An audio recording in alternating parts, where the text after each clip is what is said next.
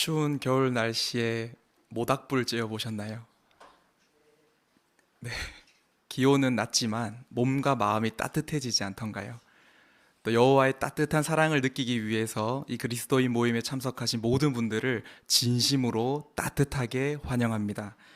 그럼 오늘의 집회를 위해서 숭배의 일부인 또 찬양의 노래를 통해 여호와께 기쁨을 드려보도록 하겠습니다. 노래 142번 희망을 굳게 잡으라입니다. 히브리서에 근거한 노래입니다. 142번입니다.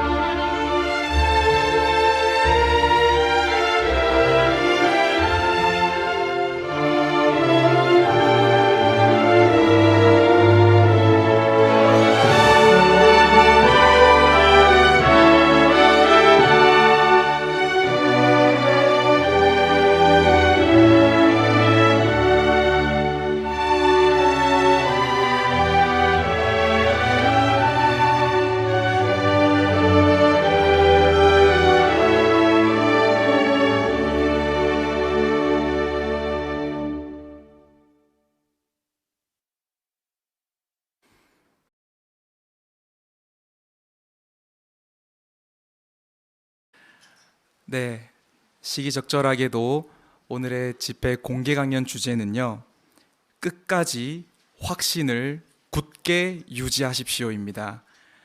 천안 월봉회 중에서 연합하고 계신 이승무 형제가 연설을 해주실 것입니다. 네, 이 형제를 연단으로 모시겠습니다.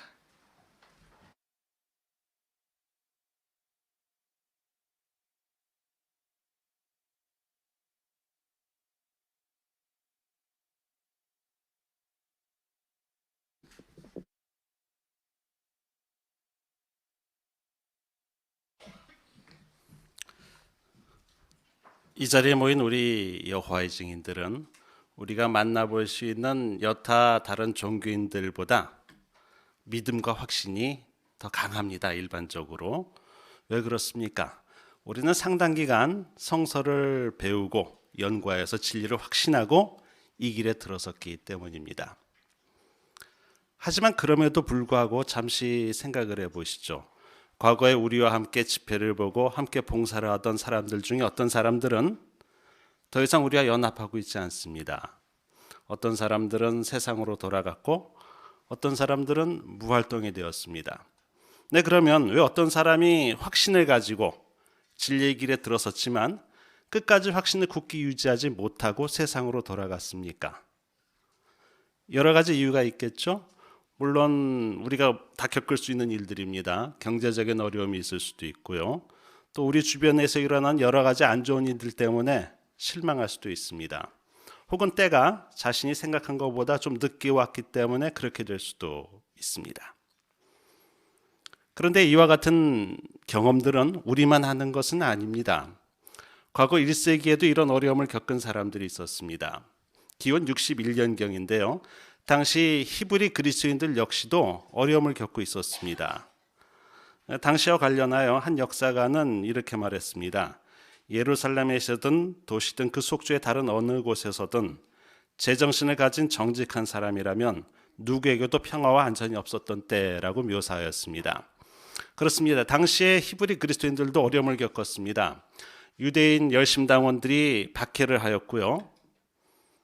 또 종교 지도자들도 그들을 무시했습니다. 또 실망할 수 있는 요소들도 있었습니다. 과거에는 보이는 성전과 제사장 마련을 통해서 유익을 얻었지만 이제 그들이 섬기는 새로운 그리스도교는 그와 같은 마련들이 다 없어졌죠. 또 그들의 종교 지도자인 예수 그리스도는 형주에서 못 박혀 죽었습니다. 아마 이런 것들 때문에 그들을 실망할 수도 있었고 위축될 수도 있었습니다. 그렇기 때문에 그들로 하여금 끝까지 확신을 굳게 유지하도록 격려할 필요가 있었던 바울은 그들에게 한 편지를 써보냅니다. 그 편지가 오늘날 우리가 읽을 수 있는 히브리서입니다. 우리가 히브리서를 읽어볼 때 우리는 과거에도 그랬지만 현재도 우리가 끝까지 확신을 굳게 유지할 수 있는 비결을 배울 수 있게 됩니다. 함께 오늘 히브리 3장과 4장을 같이 열어서 읽어보시면서 그 비결을 같이 알아보도록 하시겠습니다. 먼저 끝까지 확신을 유지하는 비결 첫 번째로 알아보도록 하시죠. 히브리 3장을 열어보시겠습니다. 3장과 4장을 계속 보시니까요. 계속 표시해 두시면 도움이 될 수 있습니다. 3장 1절과 2절입니다. 그러므로 하늘의 부르심에 참여하는 자들인 거룩한 형제 여러분, 우리가 인정하는 사도임의 대제사장이신 예수를 생각하십시오. 모세가 하나님의 온 집에서 충실했던 것과 같이 예수는 자신을 임명하신 분에게 충실하셨습니다. 3장 1절 보시면 예수를 어떻게 하라 그랬죠? 생각하십시오라고 했습니다. 이 말이 무슨 의미일까요? 사실 역사적으로 봤을 때요. 기원 이제 61년이니까 이때 살았던 사람들, 그 그리스도인들 중에 상당수는 그 누구보다도 예수 그리스도를 가까이서 접할 수 있었던 사람들이었습니다. 아마 그들 중 편지를 받은 사람들 중에 어떤 사람은 예수 그리스도를 만나보았을 수가 있죠. 아니면 그분으로부터 기적적인 병고침을 실제로 입었던 사람도 있었습니다. 아니면 자신이 직접 만나보진 않았어도 한 달이 건너서 예수를 만나봤거나 그분의 가르침을 들어본 사람을 만나보았을 수도 있습니다. 심지어는 그분이 부활되었을 때 그것을 목격한 사람들도 있었겠죠. 그러므로 이 사람들은 그 어떤 사람들보다도 예수를 옆에서 볼 수 있었고 예수를 잘 알 수 있었던 사람들이었습니다. 그렇지만 사도 바울은 그들이 알고 있는 그 정도의 지식으로서 만족해서는 안 된다고 이야기하고 있는 것입니다. 시간을 내어서 예수 그리스도에 관해서 더 생각해 보라고 말하고 있는 것입니다. 다른 말로 하면 묵상해 보라는 것이죠. 예수께서 행하신 기적의 의미, 그분이 이 땅에 오신 의미, 그분의 가르침의 의미를 시간을 내어서 곰곰이 생각해 볼 때 그들은 분명히 격려를 받을 수 있고 예수 그리스도에 대한 믿음을 키울 수가 있었던 것입니다. 그것이 확신을 굳게 유지하는 비결이었던 것이죠. 오늘날 우리도 마찬가지입니다. 우리도 확신을 굳게 유지하고 싶으십니까? 그렇다면 시간을 내어서 예수 그리스도에 관해서 생각해 보실 필요가 있습니다. 생각해 볼 만한 여러 자료가 있죠. 예수길 진리책은 정말로 우리에게 많은 유익을 줍니다. 시간을 내어서 그 책을 좀 읽어보시고 그분에 관해서 상상력을 키워보실 수가 있습니다. 예수께서 병고침을 행하실 때 아니면 기적의 빵을 나눠주실 때 내가 그 자리에 있었다면 어땠을까라는 상상력을 가지고 읽으신다면 분명히 유익이 더 크겠죠. 그뿐만이 아닙니다. 우리는 사복음서를 읽어보실 필요도 있겠죠. 네, 그렇습니다. 우리가 예수 그리스도에 관해서 묵상하는 시간을 가지면 우리의 확신은 분명히 더 잘할 수가 있을 것입니다.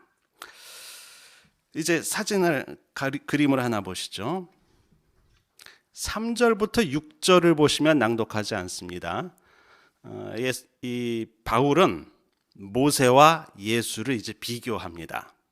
여기 보시면은 모세와 예수가 나오죠. 이것이 왜 필요했을까요? 당시 히브리 그리스도인들은 모세라는 위대한 예언자를 통해 하나님과 계약 관계를 맺은 사람들이었습니다. 그 사람들의 입장에서 예수 그리스도를 바라봤을 때는 사실 별거 아닌 것처럼 보였습니다. 예수는 형주의 신성 모독죄를 지고 죽은 한 남자로 보일 수가 있었던 것입니다. 그런데 이와 같은 생각이 그리스도인들에게도 영향을 미칠 수가 있었기 때문에 사도 바울은 예수와 모세를 비교하였습니다. 그래서 예수께서는 창조 사업에 참여하신 더 위대한 분이라는 것을 강조하고 있는 것입니다. 다른 말로 예수 그리스도의 진짜 신분에 눈을 돌리라는 것이었습니다. 우리에게도 마찬가지입니다. 얼마 전에 크리스마스가 있었죠. 크리스마스가 되면은 자주 들리는 표현이 무엇입니까? 아기 예수입니다. 사람들은 아기 예수를 연상합니다. 우리는 그렇지가 않죠. 우리는 예수 그리스도의 진짜 신분에 유의할 필요가 있습니다. 예수께서는 분명히 모세보다 더 우월한 분이십니다. 뿐만 아니라 어떤 인간 통치자나 어떤 인간 조직보다도 더 강력한 하늘에서 통치하시는 왕이라는 것을 인지할 필요가 있습니다. 그분의 신분을 우리가 현재 1914년 이래 왕으로 통치하시는 그분의 신분과 그분이 하신 일을 잘 인식할 수 있다면 우리의 확신은 잘할 수가 있을 것입니다. 이제 바울은 장면을 바꿔서요, 과거에 있었던 일을 소환합니다. 과거에 무슨 일이 있었을까요? 이어지는 구절을 읽어보도록 하시겠습니다.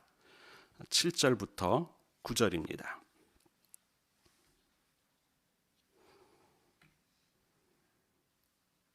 7절. 그러므로 성령은 이렇게 말합니다. 오늘 너희가 하나님의 음성을 듣거든 나를 심히 분노하게 했던 때처럼 시험의 날에 광야에서 했던 것처럼 너희 마음을 완고하게 하지 마라. 그곳에서 너희 조상들은 내가 한 일을 40년 동안이나 보고도 나를 떠보며 시험했다. 네, 어떤 사건을 이야기하고 있는 것입니까? 이 편지를 받은 히브리 그리스도인들의 조상들이 겪은 일을 설명하고 있습니다. 이집트에서 탈출한 사건을 이야기하고 있는 것이죠. 그럼 과거 이집트에서 탈출한 히브리 사람들에게 무슨 일이 있었기 때문에 그때 당시를 이야기하고 있는 것입니까? 한번 상상력을 발휘하면서 당시에 있었던 일을 생각해 보도록 하시죠. 잘 아시는 것처럼 이제 노예 생활하던 히브리 사람들은 10가지 재앙을 목격을 하고 이제 드디어 이집트를 탈출합니다. 그 10가지 재앙도 사실 놀라운 일들이었죠. 하지만 놀라운 일은 그 다음에 더 벌어집니다. 그때 이제 광야길을 가다가 홍해를 맞닥뜨렸을 때 강력한 이집트의 군대가 그들을 따라오고 있었습니다. 우리는 차도 있고요, 시간도 있으니까 차 타고 여기 서해로 나가시면 바다 보실 수가 있죠. 아마 시간 더 투자하시면 반대로 가셔서 동해도 볼 수 있습니다. 하지만 생각해 보세요. 이집트에서 노예 생활하던 이 사람들, 강은 본 적이 있어도 바다를 본 적이 있을까요? 바다를 처음 본 사람들은 정말로 감격을 합니다. 그런데 그 바다를 앞에 놓고 강력한 이집트의 군대가 그들을 뒤쫓아오고 있는 것입니다. 느낌이 어땠을까요? 이젠 죽었구나라고 생각했을 것입니다. 그런데 우리가 잘 아시는 것처럼 죽었다고 생각한 그 순간에 기적이 일어납니다. 이제 물이 갈라지죠. 한국에서도 모세의 기적이 일어난다고 해서 뉴스를 보면 이제 물이 빠져갖고 섬을 걸어가는 거 때때로 보여줍니다. 하지만 이 기적은 그게 아닙니다. 성서에 의하면 물이 어떻게 됐다고요? 빠진 게 아니라, 네, 잘 아시네요. 벽을 잃었다고 합니다. 그럼 상상력을 발휘해 보세요. 우리가 물벽이 있는데 거길 걸어갑니다. 그러면 물속이 보이겠죠. 이 수족관이 따로 없습니다. 물속이 보이면서 내가 걸어간다고 생각해 보세요. 이거는 상상하기도 힘든 놀라운 경험입니다. 그래갖고 드디어 다 건너갔습니다. 그리고 이집트의 군대가 물에 다 빠져 죽는 거를 목격을 했죠. 자, 우리가 그 입장에 있다고 생각해 보세요. 얼마나 감격스럽겠습니까? 이것은 평생 잊을 수 없는 기억입니다. 놀라운 기억이죠. 하나님에 대한 확신은 어떨까요? 확신을 수치로 나타낸다면 0에서 100까지 나타낸다면 아마 100을 뚫고 올라갈 지경입니다. 대단한 확신을 가졌겠죠. 확신을 가졌습니다. 그런데 중요한 건 무엇이죠? 그 확신을 굳게 유지할 수 있었는가는 별도의 문제가 됩니다. 자, 그 이후에 무슨 일이 있었습니까? 그 기적을 목도하고 감격을 했던 이 사람들 불평을 시작합니다. 먹을 게 없다고 불평을 합니다. 마실 게 없다고 불평을 합니다. 자, 그럼 생각해 보세요. 이집트에서 그들을 이끌고 나오신 하나님, 홍해도 가르신 하나님이 그들을 광야에서 목말라 죽게, 먹을 게 없어 굶어 죽게 하실 분입니까? 그거를 못 믿었어요, 사람들은. 그 순간 확신은 이제 뚝뚝뚝뚝 떨어집니다. 결정적인 일이 있죠. 이제 그들은 두 번째 그림 보시죠. 약속의 땅을 이제 코앞에 뒀습니다. 조금만 더 확신을 유지하면 이제 약속의 땅에 들어가는 거예요, 드디어. 그들이 이집트에서 나온 목적을 이루는 겁니다. 하지만 그들은 정탐꾼들이 돌아온 보고를 듣고 하나님에 대한 확신을 완전히 잃어버립니다. 한번 생각해 보세요. 당시 세계 강국이 어디입니까? 가나안인가요? 당시 세계 강국은 이집트입니다. 이집트의 군대를 괴멸시키신 하나님이 가나안을 정복하지 못하실 분인가요? 왜 그들의 확신이 100까지 올라갔었는데 이렇게 긴급하게 떨어졌습니까? 또 한 가지 생각해 볼 점.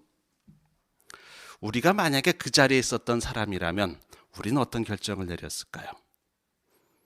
우리는 그들과 다른 확신을 나타낼 수 있을까요?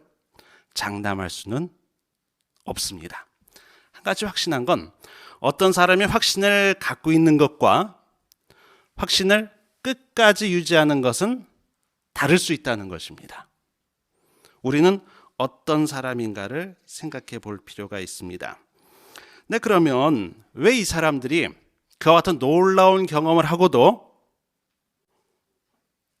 확신을 수십 년도 아니고요, 불과 얼마 만에 다 잃어버릴 수 있었습니까? 이유를 계속 알아보시죠. 3장 12절 보시죠. 형제 여러분, 여러분 중에 누구도 살아계신 하나님에게서 떠나가 믿음이 없는 악한 마음이 생기지 않도록 조심하십시오. 자, 믿음이 원래 없는 게 아니에요. 원래는 믿음이 있었는데 믿음이 없는 악한 마음이 생긴다는 표현을 보니까 믿음을 상실할 수 있다는 것입니다. 네, 이집트에서 나온 이 사람들 믿음이 있었죠. 하나님의 자녀였습니다. 하지만 얼마 만에 그들은 믿음을 상실했습니다. 왜 그렇게 됐을까요? 생각해 볼 만한 점은 그들이 뭐에 불평을 나타냈죠? 먹을 것과 마실 것 갖고 불평한 사람들입니다.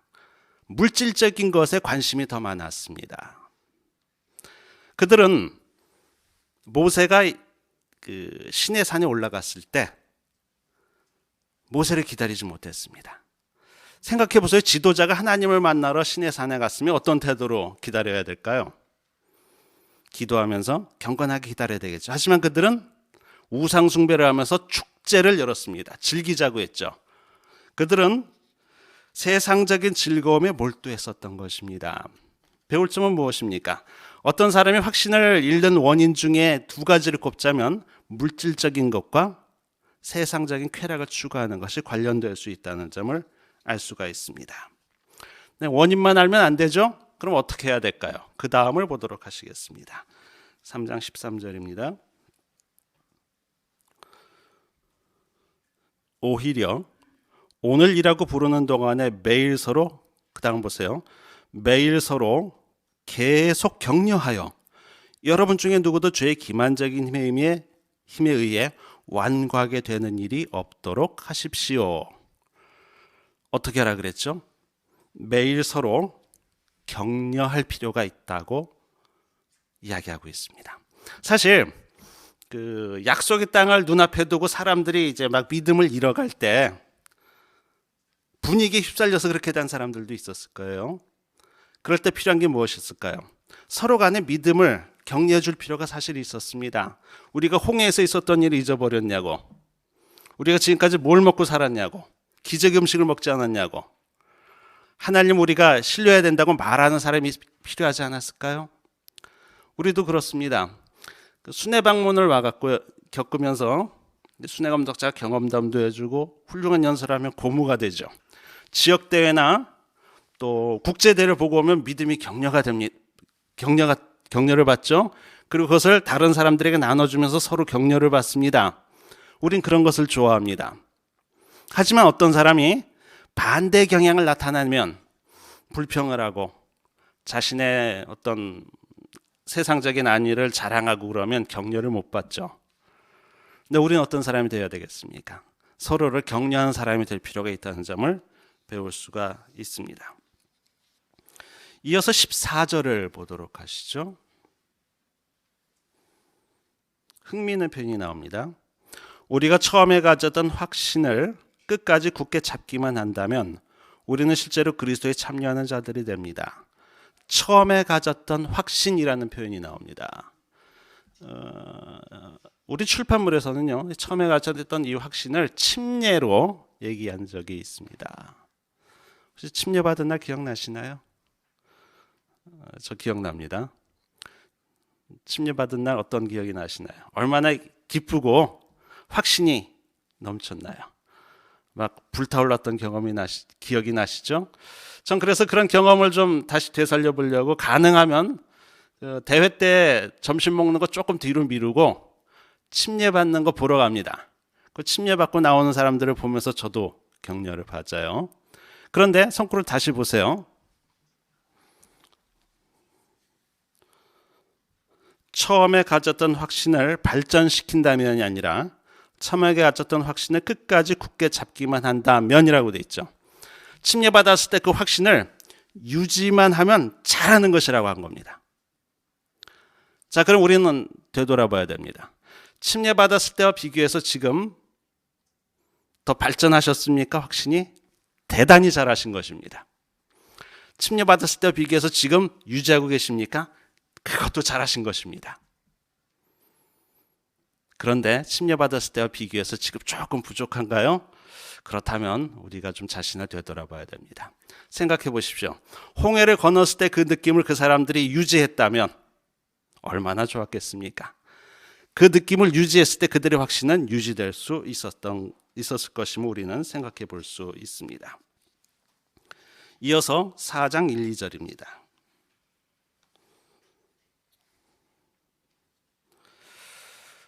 그러므로 그분의 쉼에 들어갈 약속이 남아있으니 여러분 중에 누구도 그 약속에 미치지 못하는 사람으로 여겨지는 일이 없도록 조심하십시오. 2절 그들과 마찬가지로 우리에게도 좋은 소식이 전해졌습니다. 그러나 그들이 들은 말씀은 그들에게 유익이 되지 못했습니다. 그들은 귀 기울여 들은 사람들과 믿음으로 연합하지 않았기 때문입니다. 왜 모두가 똑같은 경험을 했는데 여호수아와 갈렙 같은 사람은 끝까지 확신을 굳게 유지하고 어떤 사람들은 똑같은 경험을 했음에도 불구하고 금방 확신을 잃었습니까? 여기 답이 나옵니다. 2절 보시면 들은 말씀은 그들에게 유익이 되지 못했다라고 합니다. 무슨 뜻일까요? 여러 가지 경험을 했지만 그 경험이 가져다 준 의미를 자신의 것으로 만들지 못했습니다. 하나님의 기적을 보고 기적의 음식을 먹으면서 단지 놀랍다. 이런 일도 있구나라고 느꼈던 것 같습니다. 그들은 하나님의 기적을 목격하면서 그것이 가진 의미를 자신의 것으로 만들지 못했던 것입니다. 우리 역시도 하나님의 말씀을 읽고 집회에서 유익을 얻고 때때로 영적인 활동에 참여합니다. 하지만 그것으로 만족해서는 안 됩니다. 그것이 나의 믿음의 밑거름이 되도록 생각하고 노력할 필요가 있겠습니다. 거기에는 순종하는 태도로 성경의 조언을 적용하는 것 역시도 포함될 수 있을 것입니다. 그러면 우리는 어떻게 해야 됩니까? 하나님 말씀이 우리에게 힘을 발휘하게 할 필요가 있습니다. 4장 12절로 가보도록 하시죠.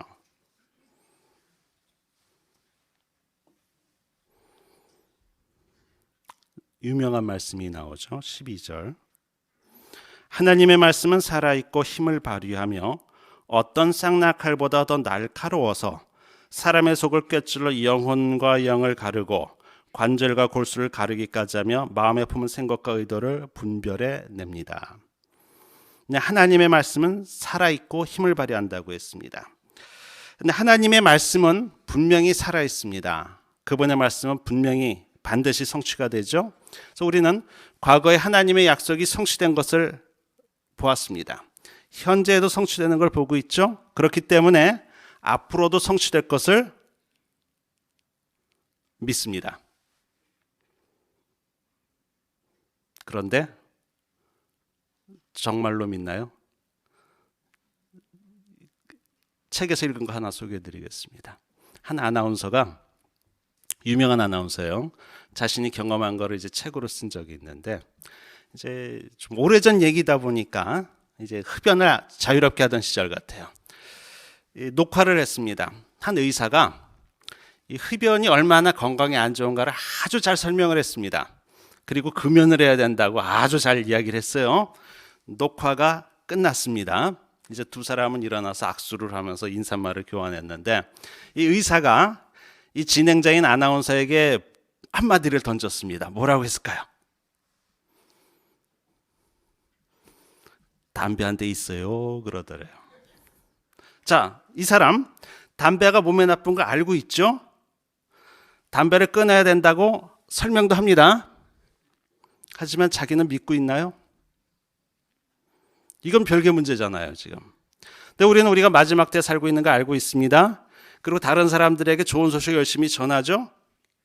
그런데 우리의 생활은 과연 그것을 반영하고 있습니까? 나의 목표와 내가 자녀에게 심어주는 목표는 그것을 과연 반영하고 있습니까? 무엇이 우리가 말하고 가르치는 것이 중요한 것이 아니라 내가 어떤 생활을 하고 있는가가 내가 하나님의 말씀에 대한 믿음을 가지고 있는가를 드러내는 것이 될 수 있을 것입니다. 이 점을 인지한다면 우리는 하나님의 말씀을 실제로 나의 생활에 적용하고자 하는 목표를 가질 필요가 있겠습니다. 그렇게 하기 위해서는 당연히 처음에 말씀드린 것처럼 예수 그리스도에 관해서 묵상을 해야 되겠죠. 그리고 하나님의 말씀을 읽고 나 자신에게 적용하고자 노력할 필요가 있겠습니다.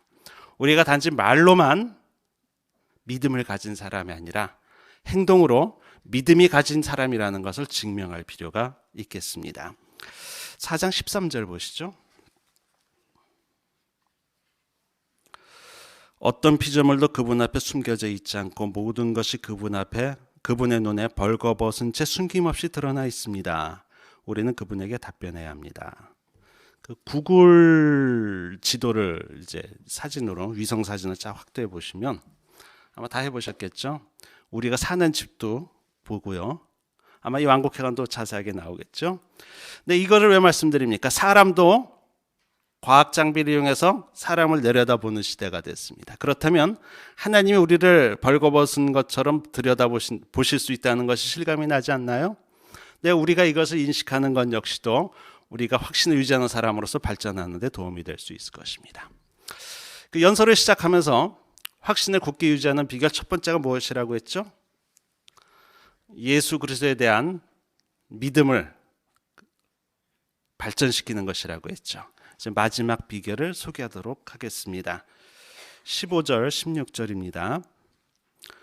우리의 대제사장은 우리의 약함을 동정하지 못하는 분이 아닙니다. 그는 우리와 마찬가지로 모든 면에서 시험을 받으셨지만 죄는 없으신 분입니다. 그러므로 말의 자유를 가지고 과분한 칭찬의 왕자로 나아갑시다. 그래야 자비를 얻고 과분한 칭찬을 받아 제때에 주시는 도움을 받도록 합시다. 어느 더운 여름날 이제 우리가 상상력을 발휘해 보세요. 수레에다가 짐을 싣고 언덕을 오르기 시작했습니다. 처음에는 올라갈 만했어요. 내가 힘이 있으니까.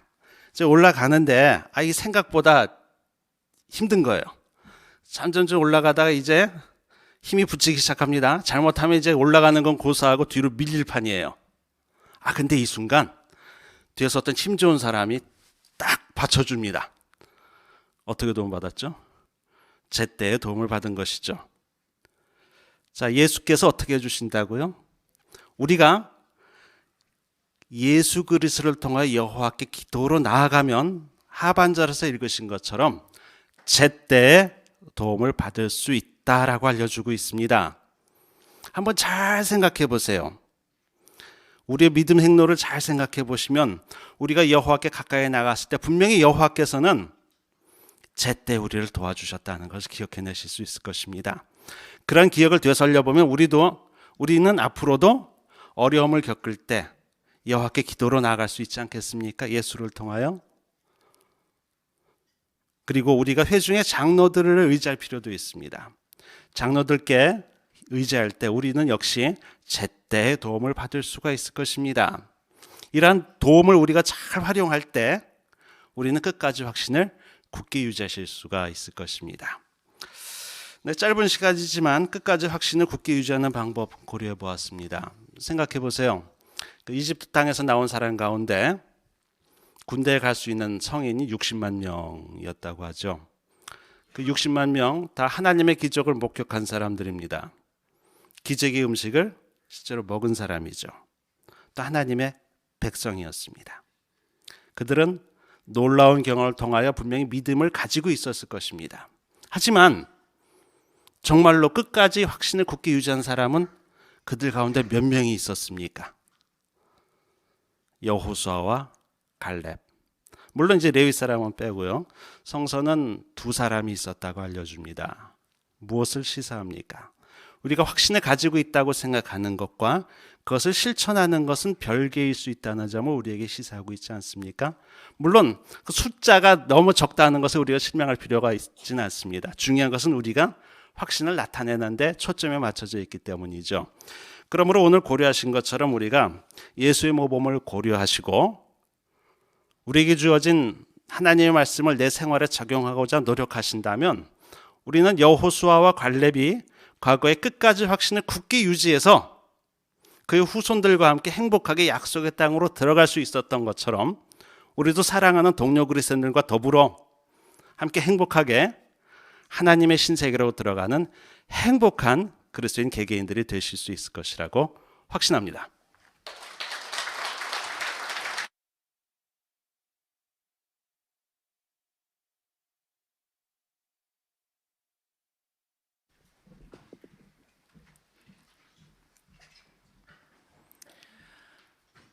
네, 성서 공개 강연에 잘 주의를 기울여 주시고 경청해 주신 모든 청중분들께 감사를 드립니다.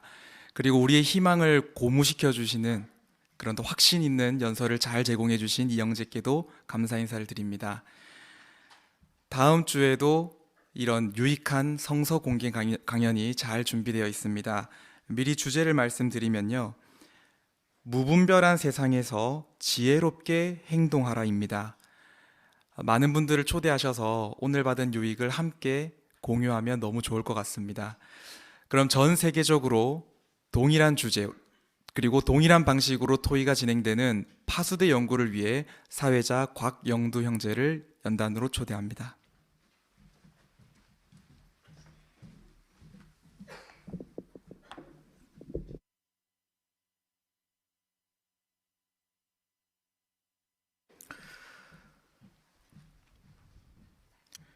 네, 그러면 파스트 집회를 즐기시기에 앞서 먼저 기쁨으로 노래하라 3번 잠언 14장 26절에 근거한 우리의 힘, 희망, 확신이라는 주제의 노래를 함께 부르시도록 하시겠습니다.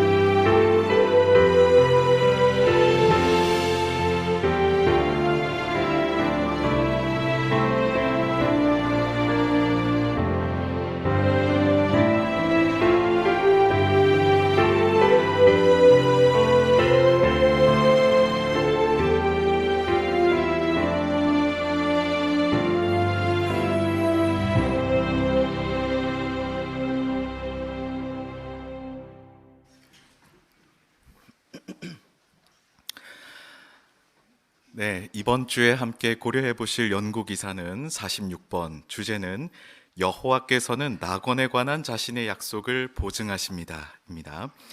주제 성구는 이사야 65장 16절에서 발췌한 땅에서 자신을 위해 축복을 구하는 사람은 진리의 하느님에게 축복을 받을 것이다이죠. 여기 진리의 하느님이 강조되어 있는데요. 우리 하느님께서는 진리의 하느님이시기 때문에 그분이 약속하신 것은 반드시 이루어지지 않습니까? 하지만 여호와께서는 그 반드시 이루어질 약속에 보증을 더해 주십니다. 오늘은 특히 여호와께서 낙원에 관해 해주신 보증의 말씀을 깊이 파들어가면서 여호와께서 얼마나 강력하게 자신의 약속을 보증해 주셨는지 살펴보게 되실 것입니다. 네, 온전한 주의를 기울여 보시길 바랍니다. 오늘 낭독은 강덕원 형제가 준비하셨습니다. 그러면 먼저 1항을 살펴보겠습니다. 예언자 이사야는 여호와를 진리의 하느님이라고 묘사했습니다. 여기서 진리로 번역된 단어는 문자적으로 아멘을 의미합니다. 아멘이라는 말에는 그렇게 되소서 또는 확실히라는 의미가 있습니다. 성경에서 여호와나 예수와 관련해 아멘이라는 단어가 사용될 때 그 단어는 그분들이 하시는 모든 말씀이 참되다는 보증입니다. 따라서 이사야가 같은 민족인 이스라엘 사람들에게 알려주고 싶었던 점은 분명합니다. 여호와의 예언은 언제나 믿을 수 있다는 것입니다.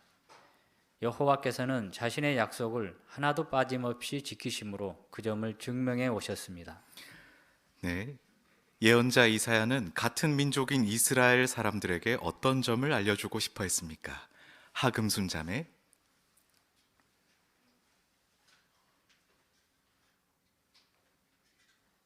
여호와께서는 자신의 약속을 언제나 지키겠다는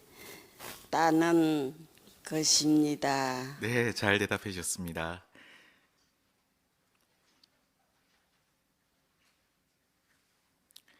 네, 그러면 2항으로 넘어가 보도록 하겠습니다. 우리도 미래에 대한 여호와의 약속이 이루어질 것이라고 확신할 수 있습니까? 이사야 시대로부터 거의 800년이 지난 뒤에 사도 바울은 하느님의 약속을 언제나 믿을 수 있는 이유가 무엇인지 설명했습니다. 그는 하느님께서 거짓말하실 수 없다고 말했습니다. 사과나무에서 배가 열릴 수 없는 것처럼 진리의 근원이신 여호와께서도 거짓말하실 수 없습니다. 따라서 우리는 여호와께서 하시는 모든 말씀을 온전히 신뢰할 수 있습니다.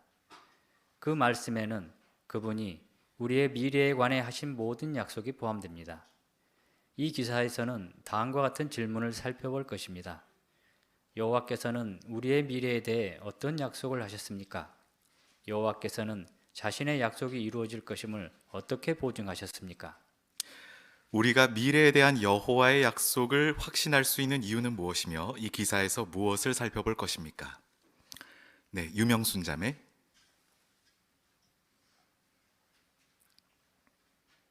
네, 사도 바울이 히브리서 6장 18절에 하느님께서 거짓말하실 수 없다고 말했듯이 여호와께서 하시는 모든 말씀은 온전히 신뢰할 수 있으며 그 말씀에는 우리의 미래에 관해 하신 모든 약속도 신뢰할 수 있음을 확신할 수 있습니다. 네, 좋습니다. 네, 김명희 자매.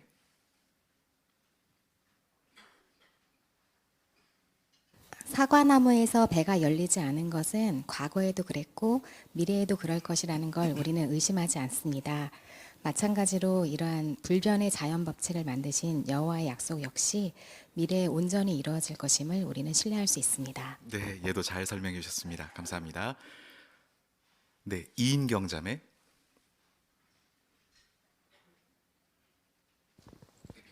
네, 이 기사에서는 여호와께서는 우리의 미래에 대해 어떤 약속을 하셨고 또 자신의 약속이 이루어질 것임을 어떻게 보증하셨는지 살펴볼 것입니다. 네, 감사합니다.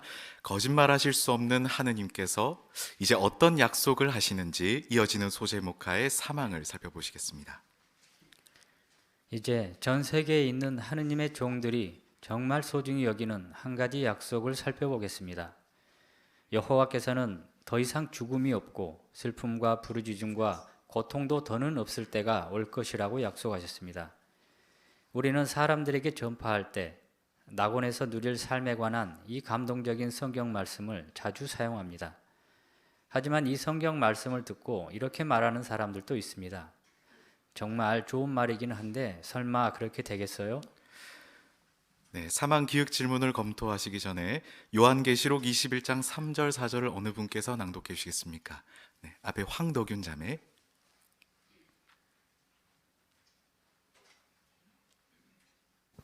3절. 그때 나는 왕자에서 나오는 큰 음성이 이렇게 말하는 것을 들었다. 보아라, 하나님의 천막이 사람들과 함께 있다. 그분이 그들과 함께 거하실 것이며 그들은 그분의 백성이 될 것이다. 하나님께서 친히 그들과 함께 계실 것이다. 그분은 그들의 눈에서 모든 눈물을 닦아주실 것이다. 더 이상 죽음이 없고 슬픔과 부르짖음과 고통도 더는 없을 것이다. 이전 것들이 다 사라져 버리는 것이다. 네, 낭독 감사합니다. 네, 기획 질문입니다. 하느님의 종들은 어떤 약속을 정말 소중히 여깁니까? 네, 이동윤 형제.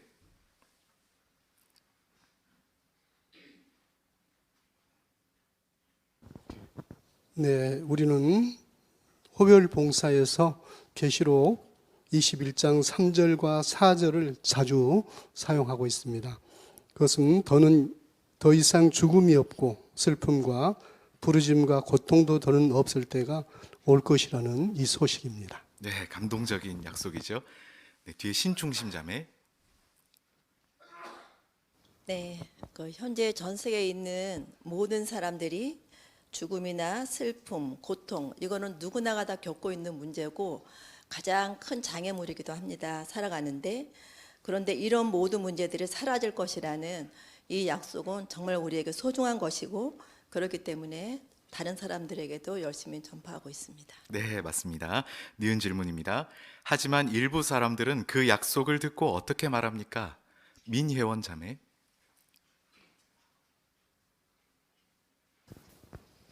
일부 사람들은 설마 그렇게 되겠어요와 같은 말을 하면서 미래에 관한 말씀을 받아들이기 어려워합니다. 네, 그러면 이제 다음 항 4항을 살펴보시겠습니다. 여호와께서 사도 요한에게 영감을 주어 그 약속을 기록하게 하셨을 때 그분은 오늘날 우리가 왕국 소식을 전하면서 이 희망에 대해 이야기할 것임을 알고 계셨습니다.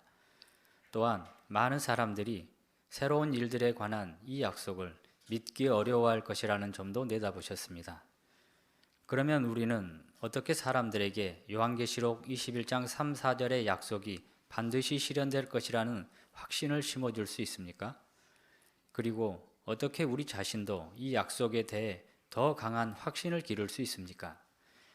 여호와께서는 그 감동적인 약속을 하셨을 뿐만 아니라 그 약속을 믿을 수 있는 확실한 이유들도 알려주셨습니다.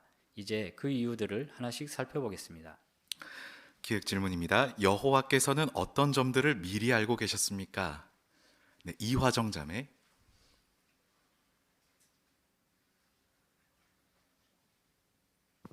네, 여호와께서는 우리가 왕국 소식을 전할 때 계시록 21장 3절에 4절에 나오는 이 희망에 대해서 사람들에게 이야기할 것임을 알고 계셨습니다. 또한 이 새로운 일들에 관한 이 약속을 들은 많은 사람들은 이 약속을 믿기 어려워할 것이라는 점도 내다보셨습니다. 네, 맞습니다. 네, 김광욱 형제.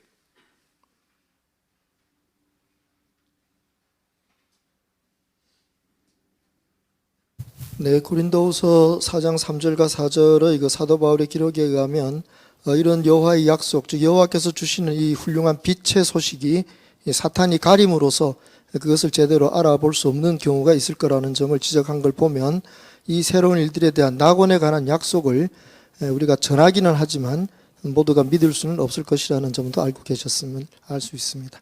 네, 근거 성구를 잘 해설해 주셨습니다. 자, 그러면 이어지는 니은 질문입니다. 여호와께서는 약속에 더해 또 무엇을 알려주셨습니까? 네, 정귀의 자매. 여호와께서는 약속에 더해 그 약속을 믿을 수 있는 확신한 이유들도 알려주셨습니다. 네, 감사합니다. 네, 하나 부가적인 질문인데요. 여호와의 약속에 지금 질문해 보시면 더해라고 되어 있죠. 여호와의 약속은 반드시 이루어집니다. 그런데 보증을 더해 주시는 이유를 알려주신 이유는 누구 때문이라는 말이죠? 누구를 위한 것입니까? 네, 박준홍 형제. 우리 때문입니다. 네, 맞습니다. 바로 사람들을 위해서 그 보증을 해주신다는 점에 유의하실 필요가 있겠습니다. 자, 그럼 이제 본격적으로 여호와의 보증의 말씀으로 들어가 보겠습니다. 여호와께서 자신의 약속을 보증하십니다. 소제목하의 5항을 낭독 부탁드립니다. 이어지는 구절인 5절과 6절에는 낙원을 가져오겠다는 여호와의 약속을 확신할 수 있는 이유들이 나옵니다. 그 내용은 이러합니다. 왕자에 앉아 계신 분이 이렇게 말씀하셨다. 보아라, 내가 모든 것을 새롭게 한다. 또 그분이 말씀하셨다. 이 말은 신실하고 참되니 기록하여라. 또 나에게 말씀하셨다. 이것들이 이루어졌다. 나는 알파와 오메가이며 시작과 끝이다. 하느님의 약속을 확신할 수 있는 이유들이 어떤 성구에 나오며 그 성구에서는 무엇이라고 알려줍니까? 조술한 자매.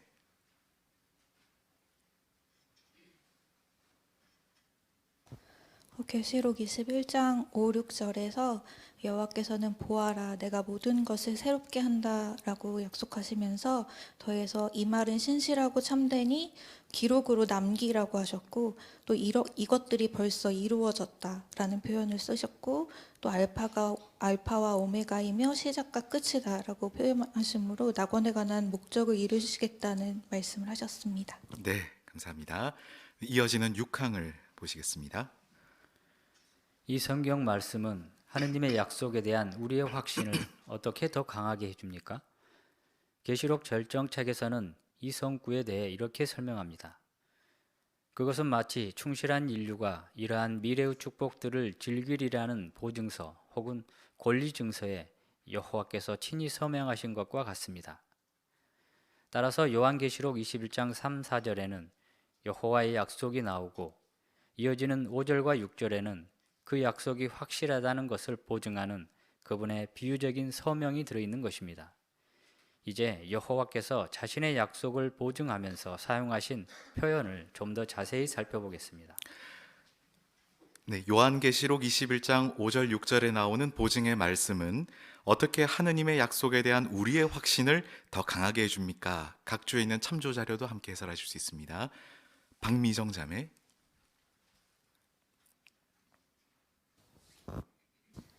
여호와께서는 인류가 겪는 모든 문제를 해결해 주시겠다고 구두로만 보증한 것이 아니라 성문화하여 계시 21장에서 절대적인 명시 보증을 하신 것입니다. 5절 6절에서 약속을 이루실 분이 여호와이심을 밝히고 서명을 하심으로 그 보증을 절대 무효화할 수 없고 꼭 이루실 의무를 자기 자신에게 직접 지우셨습니다. 그 약속이 얼마나 확실한 것인지 우리는 의심치 않을 수 있습니다. 네, 감사합니다. 네, 윤성희 자매. 네, 계약서를 작성하고 서명을 하지 않으면 아무런 효력이 없습니다. 그런데 계약서를 작성하고 여호와께서 친히 서명을 하셨다는 게 너무 인상적입니다. 네, 친히 서명하셨다는 표현을 잘 강조해 주셨네요. 뒤에 정공영 자매. 네, 오늘날도 귀한 물건을 살 때 보증서는 굉장히 중요합니다. 1세기 당시에도 그 성전에 제물을 바치기 위해 그 동물을 살 때 파는 사람들은 그 동물에 흠이 없다는 것을 증명하는 보증서를 주었습니다. 그 정표가 있으면 동물을 안심하고 사서 여호와께 바칠 수 있었다고 합니다. 계시록 21장 5, 6절을 보증의 말씀으로 읽는 우리도 이처럼 안심하고 이 희망을 확신 있게 전해줄 수 있을 것입니다. 네, 홍대일 형제.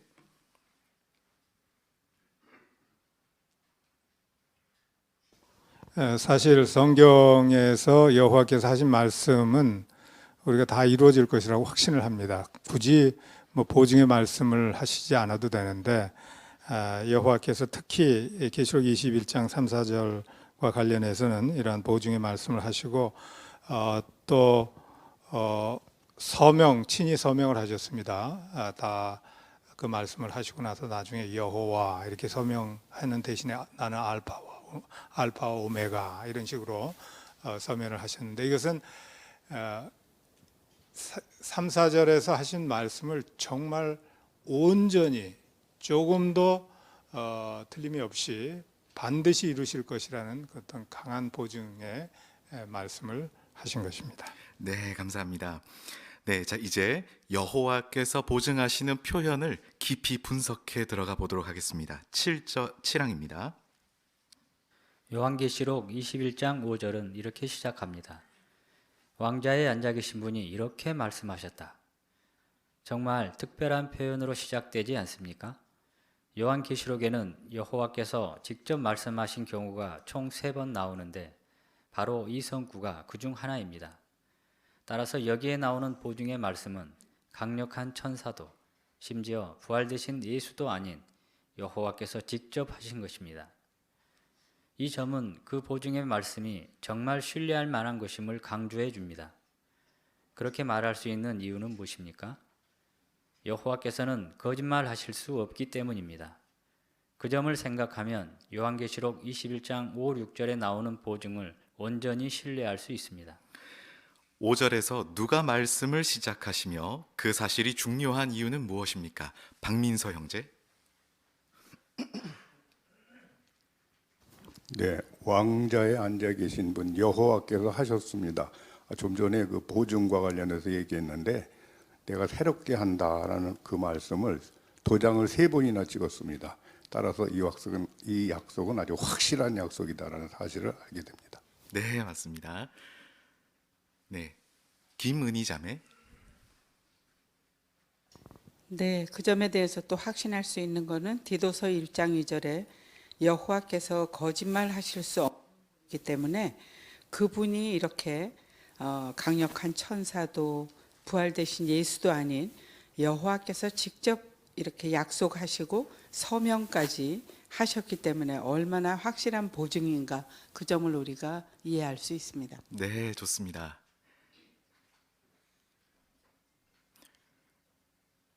네, 이정 형제.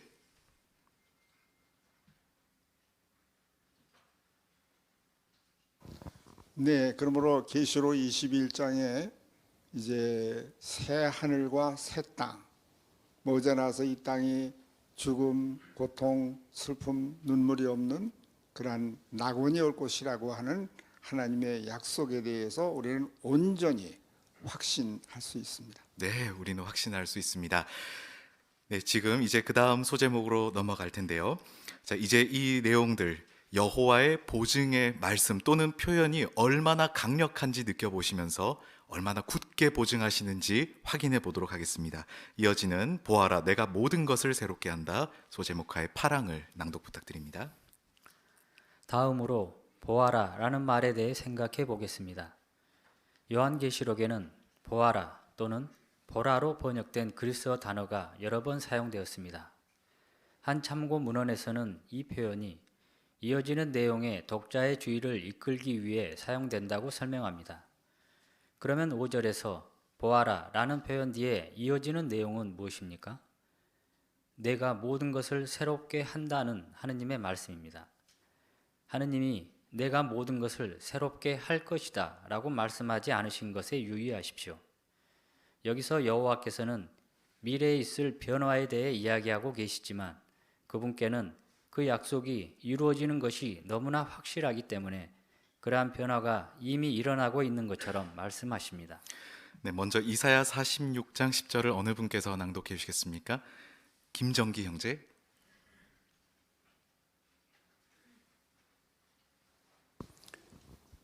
나는 결말을 처음부터 알려주고 아직 이루지 않는 일들을 오래전부터 알려준다.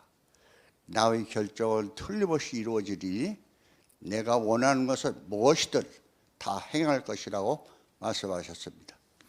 네. 여호와께서는 자신의 약속이 반드시 이루어진다는 점을 어떻게 강조하십니까? 뒤에 조경현 형제. 네, 5절에서 여호와께서는 미래에 있을 변화에 대해 이야기하고 계시지만 새롭게 할 것이다가 아니라 새롭게 한다라고 말씀하시므로 마치 그러한 변화가 이미 일어나고 있는 것처럼 말씀하셨습니다. 바로 여호와께서는 그 약속이 이루어지는 것이 너무나 확실한 것이기 때문에 그렇게 표현하신 것입니다. 네, 맞습니다. 황종심 자매.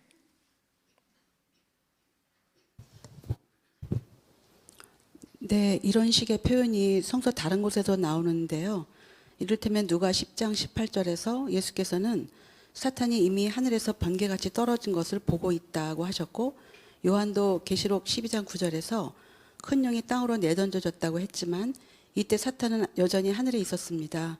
하지만 이 일이 틀림없이 이루어질 일이기 때문에 이처럼 이미 일어난 것으로 표현했다는 걸 알 수 있습니다. 네, 또 다른 사례도 잘 말씀해 주셨습니다. 김옥련 자매.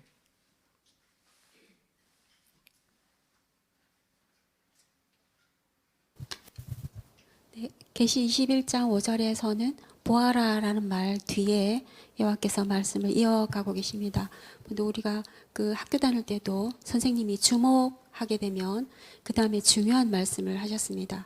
계시록에서 여러 군데에서 보아라, 보라 이렇게 하고 나서 여호와께서 말씀하십니다. 그랬기 때문에 자신의 약속을 반드시 이룬다는 점을 강조하셨습니다. 네, 지금 표현을 분석하는 게 중요한데 보아라라는 표현을 잘 해설해 주셨습니다. 혹시 지금 낭독한 성구와 관련해서 해설해 주실 분 있으십니까? 배철이 형제.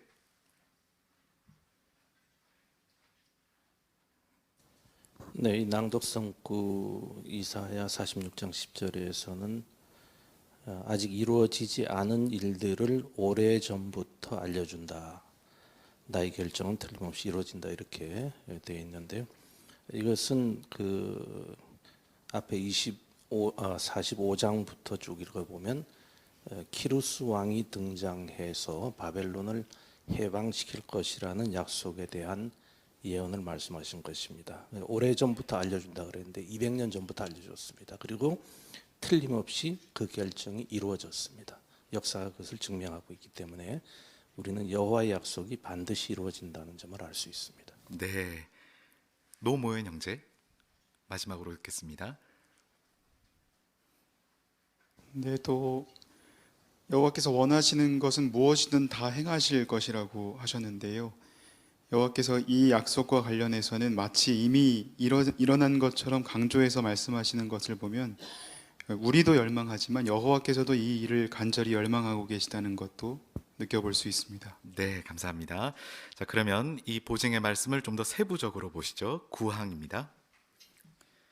이제 요한계시록 21장 5절에 나오는 모든 것을 새롭게 한다라는 표현을 좀 더 살펴보겠습니다.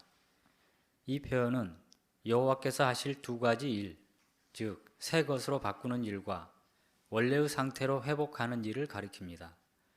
먼저 여호와께서는 무엇을 새 것으로 바꾸실 것입니까? 요한계시록 21장 1절에서는 이렇게 알려줍니다. 이전의 하늘과 이전의 땅은 사라졌다.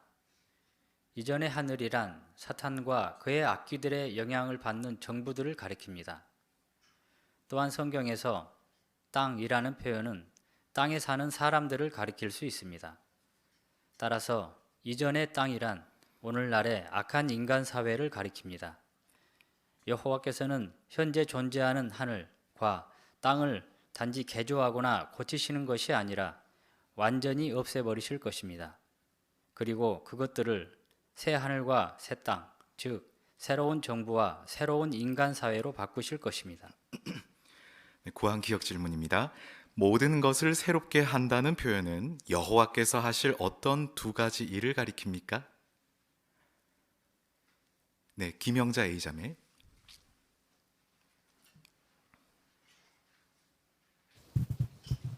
여호와께서 하실 두 가지 일은 새 것으로 바꾸는 일과 원래 상태로 회복하는 일을 가리키십니다. 네, 바로 그 두 가지죠. 네, 이어지는 니은 질문입니다. 현재 존재하는 하늘과 땅은 어떻게 될 것입니까? 강건 학생. 새하늘과 새 땅, 즉 새로운 정부와 새로운 인간 사회로 바뀌게 될 것입니다. 네, 잘 발표하셨습니다. 윤영기 형제.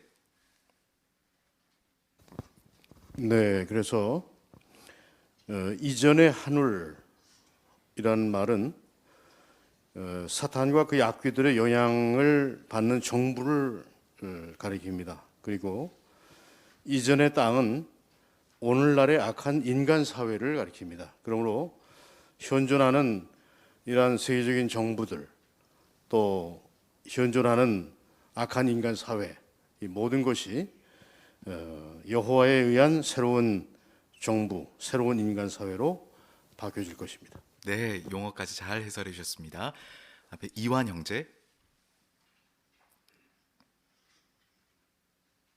네, 또한 계시록 21장 1절에 사라졌고 더는 없었다는 표현과 같이 여호와께서는 사탄과 악기 영향을 받는 정부와 오늘날의 악한 인간 사회를 고치시는 것이 아니라 완전히 없애버리실 것입니다. 네, 성구에 나오는 표현도 잘 해설해 주셨습니다.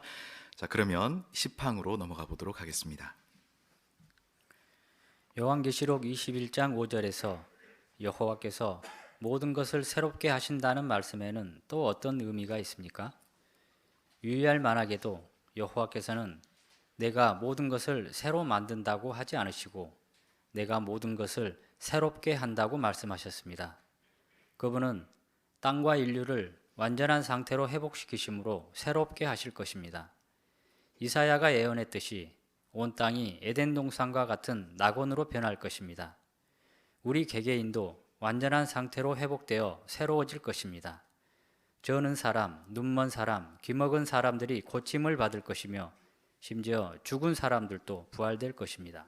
네, 여호와께서는 또 어떤 면으로 모든 것을 새롭게 하실 것입니까? 이영희 자매.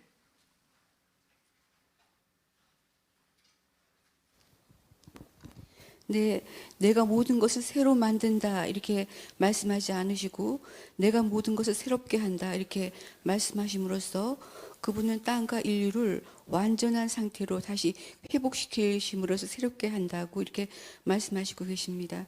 온 땅이 에덴 동산과 같은 낙원으로 변할 것이고 개개인도 또 완전한 상태로 회복되고 죽은 사람들마저도 부활됨으로써 모든 것이 새롭게 될 것입니다. 네, 감사합니다. 명계숙 자매.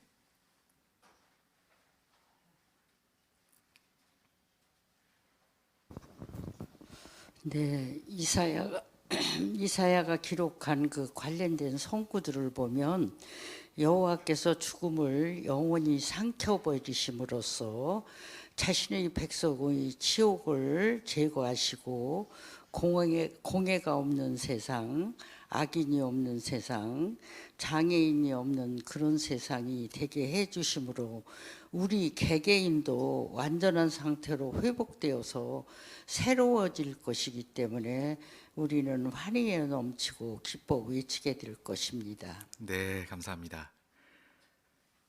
한 분만 더 들어보겠습니다. 뒤에 오명자 자매. 네, 이사야 35장 5절 6절에서 눈먼 사람들의 눈이 뜨이고 귀먹은 사람들의 귀가 열릴 것이며 저는 사람이 사슴처럼 뛰고 말 못하는 사람의 혀가 기뻐 외칠 것이다 라고 구체적으로 모든 장애들을 열거해 주심으로 우리는 그러한 고침을 받을 것임을 확신할 수 있습니다. 네, 성구에 나온 내용까지 잘 해설해 주셨습니다. 네, 정말 인간은 절대 이루어낼 수 없는 일들이죠. 하지만 그것을 이미 이루는 것처럼 말씀하시는 그분의 보증의 표현의 강력함을 생각해 보면 여호와께서 얼마나 낙원을 굳게 보증해 주시는지 느낄 수 있지 않으십니까? 자, 그럼 이어지는 두 번째 보증의 말씀, 이 말은 신실하고 참되다, 이것들이 이루어졌다, 11항을 살펴보시겠습니다. 하느님께서는 자신의 약속을 보증하는 또 어떤 말씀을 하셨습니까? 여호와께서는 요한에게 이 말은 신실하고 참되니 기록하여라 하고 말씀하셨습니다. 여호와께서는 단지 기록하라는 명령만 내리신 것이 아니라 그 이유도 설명해 주셨습니다. 그분은 이 말은 신실하고 참되다고, 다시 말해 하느님의 말씀이 신뢰할 만하고 틀림없다고 하셨습니다.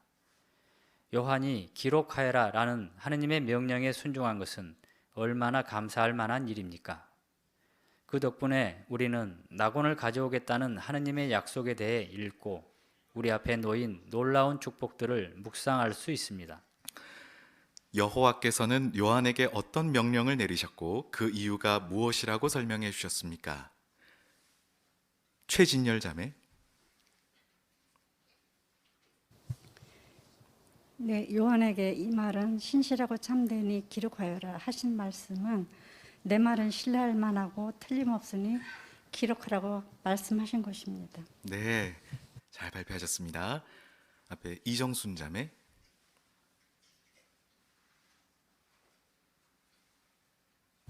여하나님께서는 요한에게 기록하게 하신 하나님의 약속의 내용을 통해 우리의 믿음을 강화시켜 주시고 충실한 인류가 앞에 놓인 놀라운 축복들을 즐길 수 있다는 보증서 또는 권리증서에 여호와께서 친히 서명하셔서 우리가 계시록 21장 5절에 하나님의 약속을 읽고 묵상하면서 낙원은 확실한데 나 자신이 개인적으로 해야 할 일이 무엇인지 자문해 보게 됩니다. 네. 네, 안주리 자매.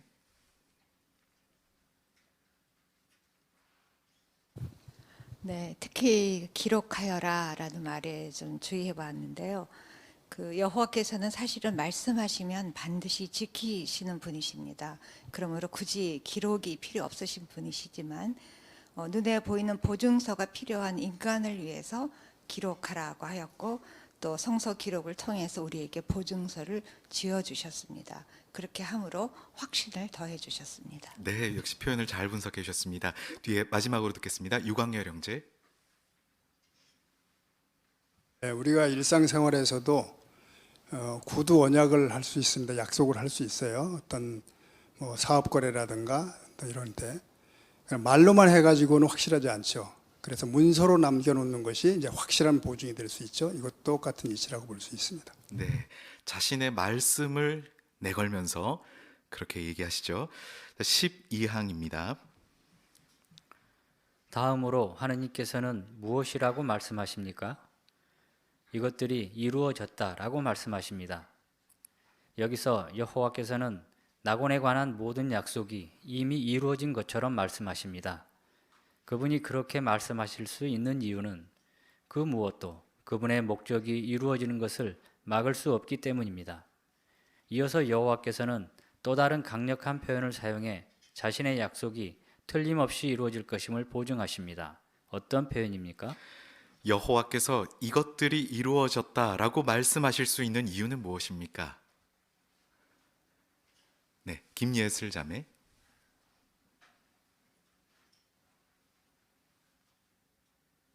그 이유는 그 누구도 그 무엇도 여호와께서 결심하신 목적 달성을 막을 수 없기 때문입니다. 네, 직접적인 대답을 잘 해주셨습니다. 감사합니다.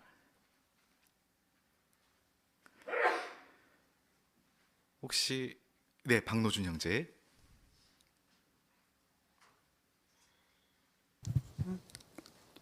앞에서는 현재 시제를 사용해서 그 중요성을 아주 강조를 했는데 여기서는 또 과거 시제를 쓰네요.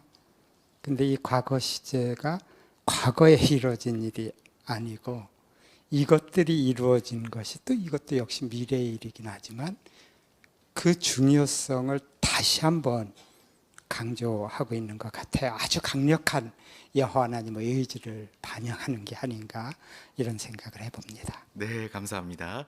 또 이렇게 표현을 잘 분석해 주셨네요. 마지막으로 듣겠습니다. 김옥년 자매.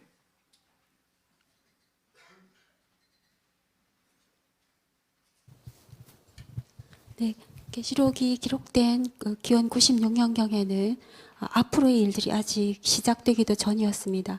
앞에 사항에서 알려주었듯이 그 앞으로에 일어날 일들은 새로운 일들이고 그것이 시작되기도 전이었다. 또 땅에 어둠이 덮는 때가 올 것이다. 또 이 세상 신이 믿지 않는 사람들의 정신을 혼미케 할 것이다. 이러한 것들이 계속 앞으로 남아있는 일인데도 불구하고 여호와께서는 그것이 이미 이루어진 것처럼 그렇게 표현하기 때문에 우리는 그 말씀을 신실하고 참되다고 믿을 수 있습니다. 네. 역시 여호와께서는 강력한 표현으로 자신의 약속을 굳게 보증하시죠. 자, 그럼 마지막 보증의 말씀, 나는 알파와 오메가이다 14망을 살펴보시겠습니다. 앞에서 살펴본 것처럼 여호와께서는 요한이 본 환상들 가운데서 세 차례 직접 말씀하셨습니다. 그 모든 경우에 여호와께서는 나는 알파와 오메가이다 라는 동일한 표현을 사용하셨습니다. 알파는 그리스 알파벳의 첫 글자이고 오메가는 마지막 글자입니다. 여호와께서는 자신을 알파와 오메가라고 하시므로 그분이 무언가를 시작하시면 틀림없이 끝마치신다는 점을 알려주신 것입니다.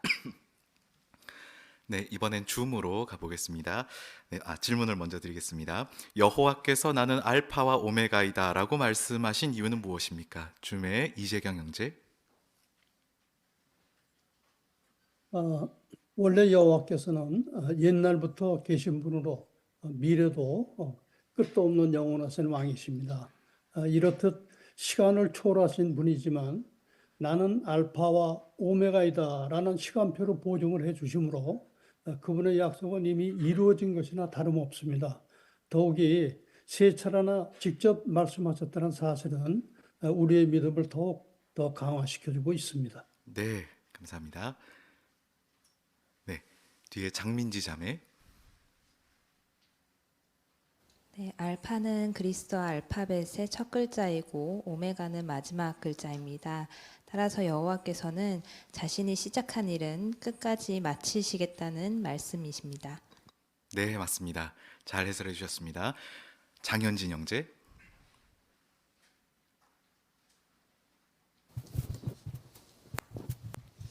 네, 모든 일에 끝이 없다는 건 참 암울한 일인 것 같습니다. 빚을 갚는데 끝이 없이 빚을 무한대로 갚아야 되거나 어떤 감옥에 투옥되었을 때도 나올 희망이 없거나 혹은 몸이 아플 때 그것이 또 나을 희망이 없거나 이런 끝이 없다는 것은 상당히 암울한 일인 것 같은데 여호와께서 자신이 오메가라고 끝도 있다라는 것을 분명히 알려주심으로 우리에게 희망을 또 제시하시는 것 같습니다. 네, 감사합니다. 이어지는 14항입니다. 여호와께서는 아담과 하와를 만드신 후에 인류와 땅에 대한 그분의 목적이 무엇인지 밝히셨습니다. 그 목적이 성경에 다음과 같이 기록되어 있습니다. 하느님께서 그들을 축복하며 이렇게 말씀하셨다. 생육하고 번성하여 땅을 가득 채우고 땅을 정복하여라. 이처럼 여호와께서 자신의 목적을 처음으로 밝히셨을 때 그것은 마치 그분이 알파라고 말씀하신 것과 같습니다. 그분의 목적은 아담과 하와의 완전하고 순종적인 후손들이 땅을 가득 채우고 땅을 낙원으로 만드는 것이었습니다.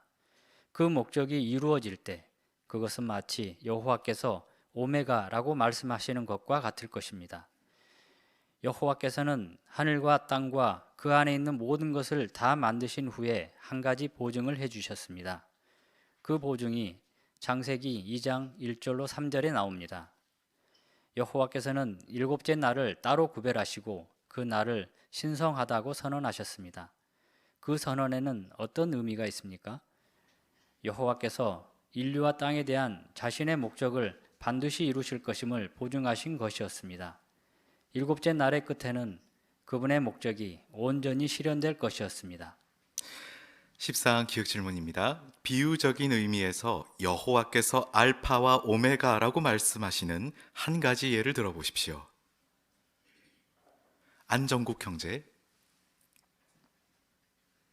네, 여호와께서 창세기 1장 28절의 말씀을 통해서 자신의 목적을 처음 밝히셨을 때 그것은 알파라고 말씀하시는 것과 같습니다. 네, 감사합니다. 네, 조복희 자매. 네, 여호와의 목적은 아담과 하와의 완전하고 순종적인 후손들이 그 땅을 가득 채우고 땅을 낙원으로 만드는 것인데요. 그게 바로 마치 여호와께서 오메가라고 말씀하시는 것과 같습니다. 네, 감사합니다. 네, 그러면 이어지는 니은 질문을 살펴보시기 전에 창세기 2장 1절에서 3절을 어느 분께서 낭독해 주시겠습니까? 백말전자매.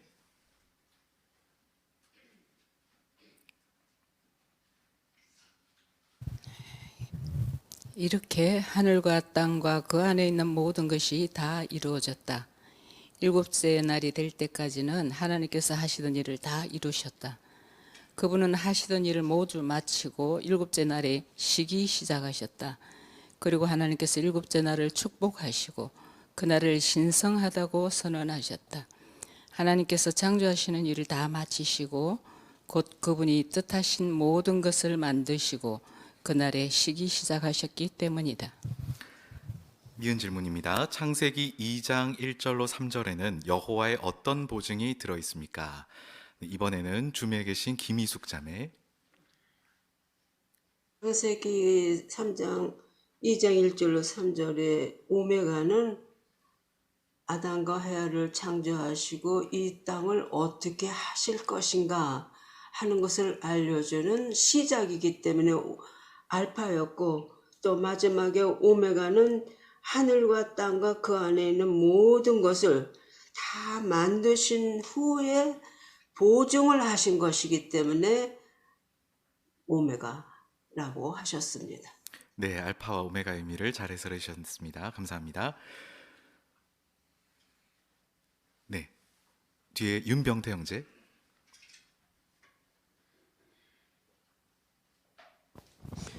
네, 낭독 성구에서 여호와께서는 일곱째 날을 따로 구별하시고 그날을 신성하다라고 선언을 하셨습니다.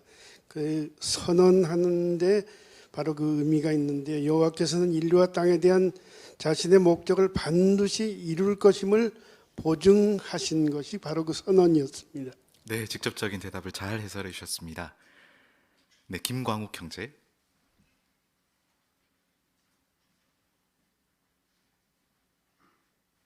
네, 일곱째 날을 축복하고 신성하다고 선언하신 것은 그분의 목적이 온전히 실현될 것을 보증하는 말씀입니다. 여기서 목적이라는 것이 강조되는 것은 지난번에 우리가 배웠지만 계획은 좌절될 수가 있습니다. 실패할 수가 있습니다. 그러나 목적은 방해물이 생겨도 얼마든지 조정해서 그 목적을 반드시 성공할 수 있는 것이고, 특히 여호와의 목적이 반드시 이루어질 것임을 선언해 주신, 보증해 주신 그런 말씀이라는 것을 알 수 있습니다. 네, 이전 파스터의 기사와도 잘 연관지어 해설해 주셨습니다. 자, 그러면 15항으로 넘어가겠습니다. 아담과 하와는 반역한 뒤에 죄인이 되었고 후손들에게 죄와 죽음을 물려주었습니다.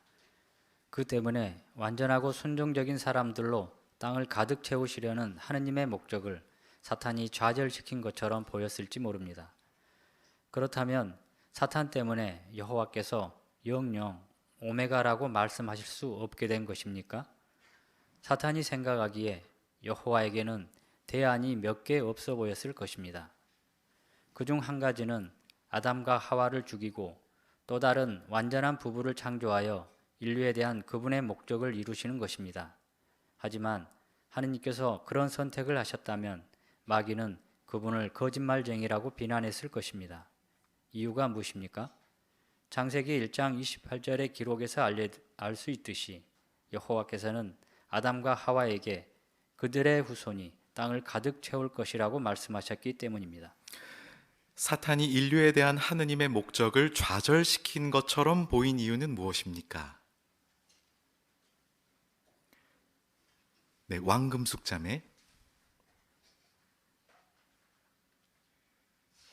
창세기 1장 28절에서 알려주듯이 여호와의 목적은 아담과 하와의 후손들로 이 땅이 낙원이 되고 영원히 정착하는 것이었는데, 그들이 사실 하나님께 죄를 지음으로 이제 빗나가게 되었고 그의 후손들이 다 모두 죽게 되었으니까 어떻게 보면 하나님 목적이 좌절되었다, 이렇게 생각할 수도 있습니다. 네, 그렇게 보였을 수도 있겠죠.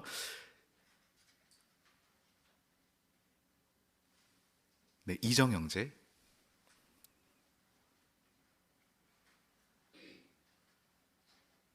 네, 그래서 여호와 하나님께서 다른 아담과 하와와 같은 인간을 새로 만드셔서 그 일을 수행하시는 방안을 채택하신다면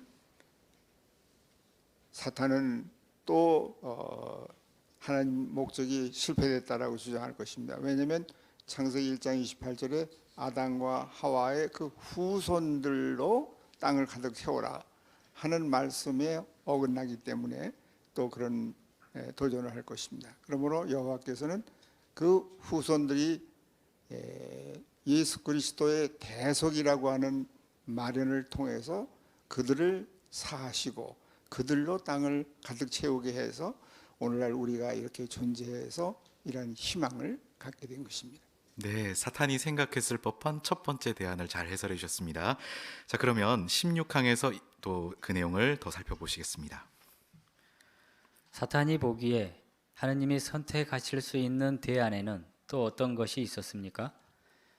아마도 사탄은 여호와께서 아담과 하와의 불완전한 후손들이 태어나도록 허용하실 것이며 그 후손들이 결코 완전성에 이르지 못할 것이라고 생각했을 수도 있습니다. 그럴 경우 마귀는 틀림없이 여호와를 실패자라고 비난했을 것입니다. 이유가 무엇입니까? 이 대안으로는 하느님의 원래 목적대로 땅이 아담과 하와의 완전하고 순종적인 후손들로 가득 찰 수 없었을 것이기 때문입니다. 16항입니다. 여호와께서 어떻게 하셨다면 사탄은 그분을 실패자로 비난했을 것입니까?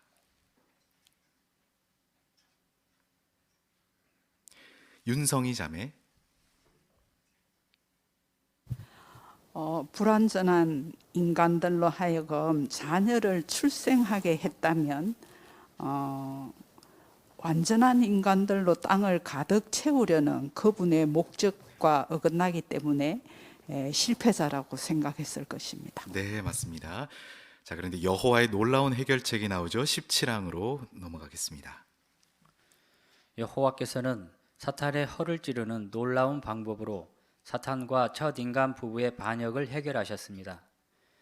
여호와께서는 거짓말쟁이가 되시기는커녕 아담과 하와가 자녀를 갖게 허락하심으로 약속을 지키시는 분임을 증명하셨습니다. 또한 실패자가 되시기는커녕 자신의 목적을 성공적으로 이루시는 분임을 증명하셨습니다. 그분은 아담과 하와의 후손들 가운데 순종하는 사람들을 구원할 자손을 마련하심으로 자신의 목적대로 일을 진행시켜 나가셨습니다. 사탄은 여호와께서 대속을 마련하실 것이라고는 상상도 못했을 것입니다. 이유가 무엇입니까? 그러한 마련을 하려면 비이기적인 사랑이 반드시 필요한데 이기적인 사탄에게는 그 특성이 조금도 없기 때문입니다. 그러면 대속 마련 덕분에 어떤 일이 있을 것입니까? 천년 통치 끝에 아담과 하와의 완전하고 순종적인 후손들이 낙원이 된 땅에서 살게 될 것입니다. 그렇게 해서 여호와의 원래 목적이 이루어질 것입니다. 그때 그분은 비유적인 의미에서 오메가라고 말씀하실 것입니다. 여호와께서는 사탄과 첫 인간 부부의 반역을 어떻게 해결하셨으며 최종적으로 어떤 일이 있을 것입니까? 사파와 함께 해설해 주실 수 있습니다. 네, 전이슬 자매.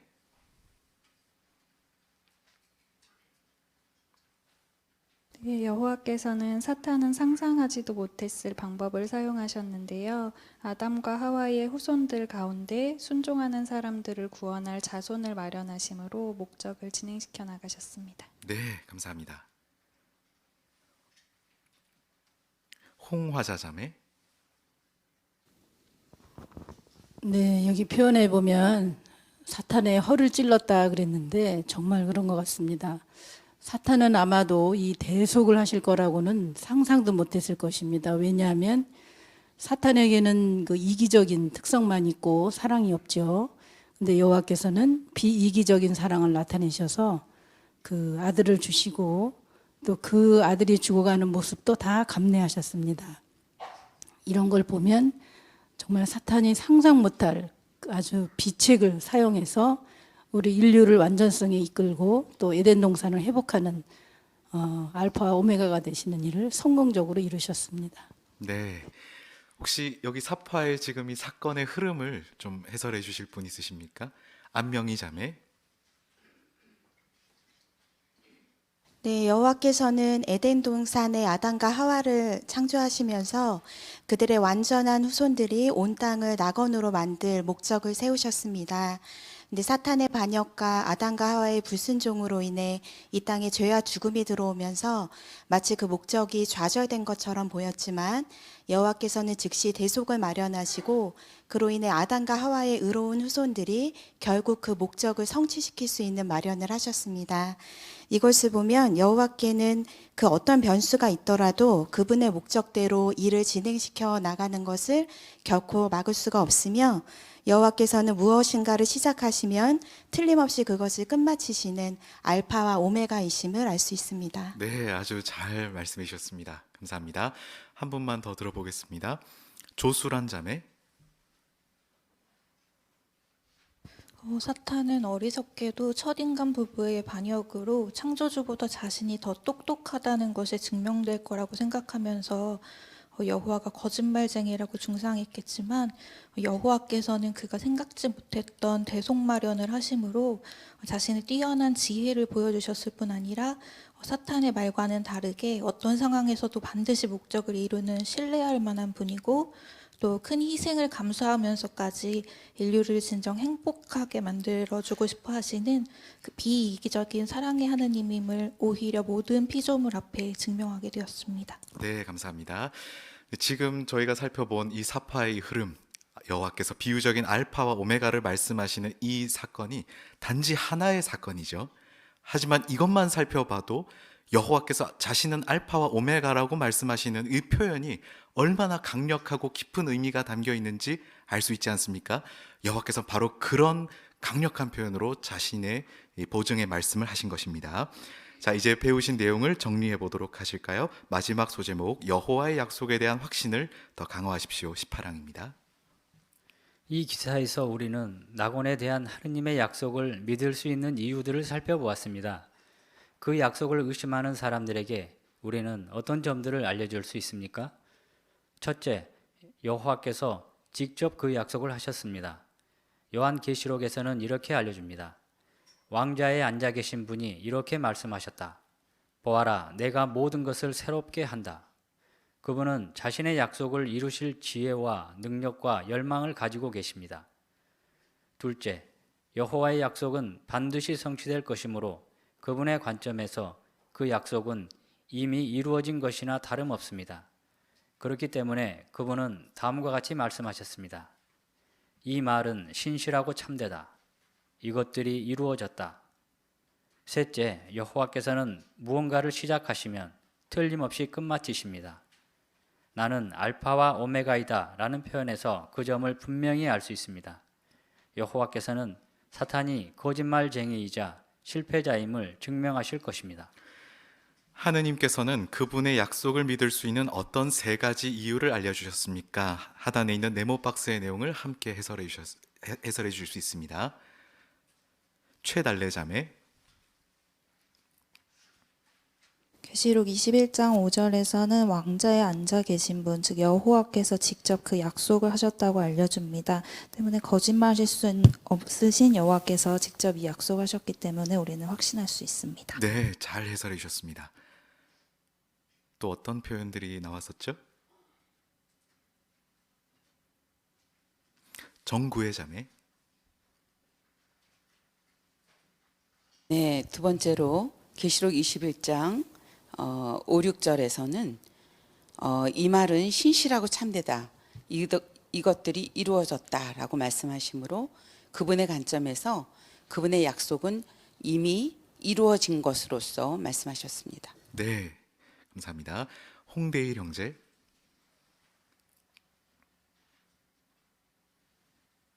네, 특히 또 21장 6절에서 나는 알파와 오메가이다라고 말씀하시므로 무엇인가를 시작하시면 틀림없이 끝마치실 것이라는 것을 보증해 주셨습니다. 네, 감사합니다.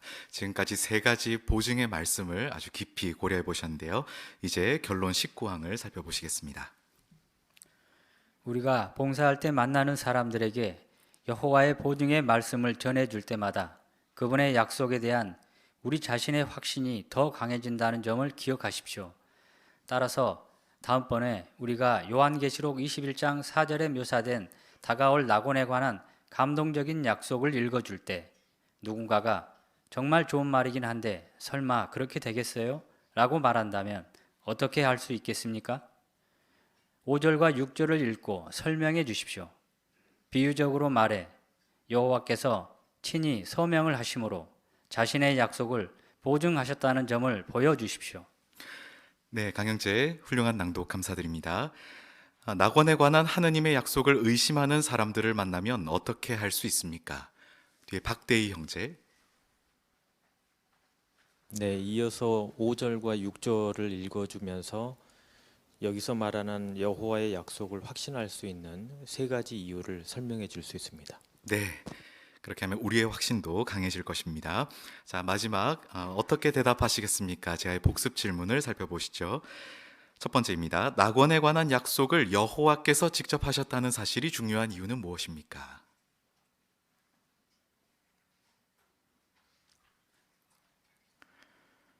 네, 왕금숙 자매.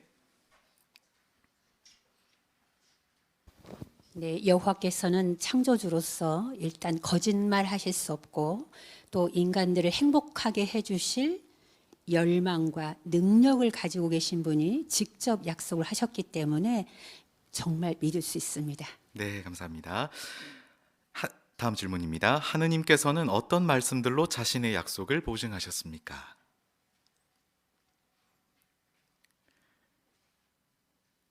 네, 이동윤 형제.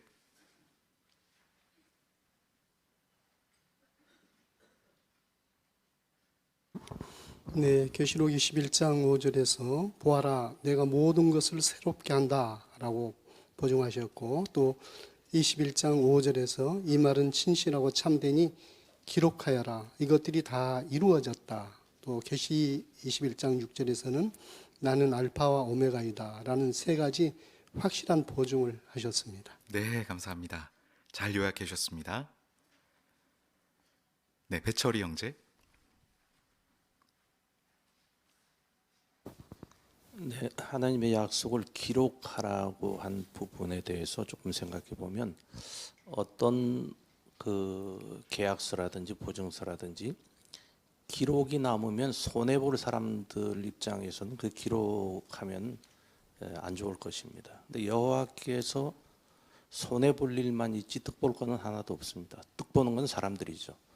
그럼에도 불구하고 이 손해 보실 분이 기록하라 이렇게 말씀하셨다고 하는 것은 여호와께서 자신의 말씀을 이루실 그 확실한 의지를 보여주신 것입니다. 참으로 감사한 일이죠. 그렇기 때문에 우리는 그분의 약속을 신뢰할 수 있겠습니다. 네, 좋습니다. 마지막 질문입니다.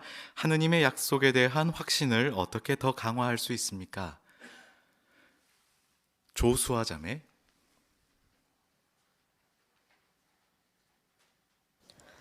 보통 어떤 계획을 바꾸는데 큰 리스크가 있다면 무리하게 진행하지 않는데요.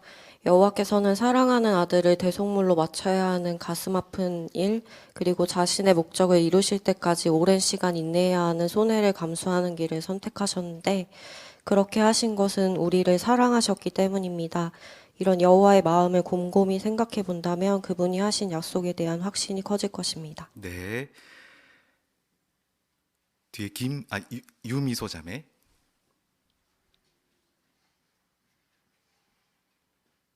네, 우리는 계시록 21장 4절을 잘 알고 이미 믿고 있지만 오늘 배운 내용을 통해서 다시 한번 감동을 받고 확신이 더 강해졌습니다.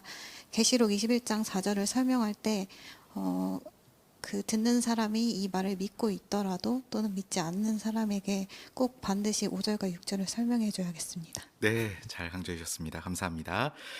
네, 오늘 여호와의 보증을 살펴보시면서 어떤 감정을 느끼셨습니까? 낙원에 대한 확신이 아주 강해지는 시간이셨죠. 자, 그런데 우리는 어떻게 해야 할까요? 오늘 주제 성구의 첫 부분에 유의해 보셨습니까? 거기에 보시면 땅에서 자신을 위해 축복을 구하는 사람이라는 표현이 있었습니다. 그렇죠?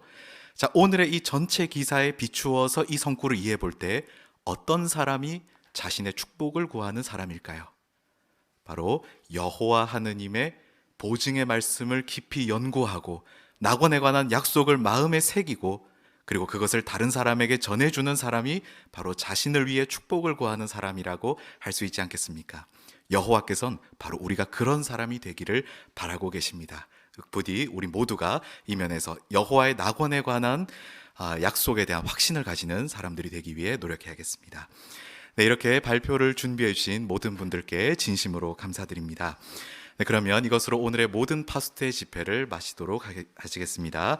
그러면 마치는 노래는 기쁨으로 노래하라 145번, 누가복음 23장 43절에 근거한 하느님께서 약속하신 낙원을 함께 부르시도록 하시겠습니다. 노래를 부르신 뒤에는 오늘 강연에 수고해 주신 이승무 형제가 기도해 주실 것입니다.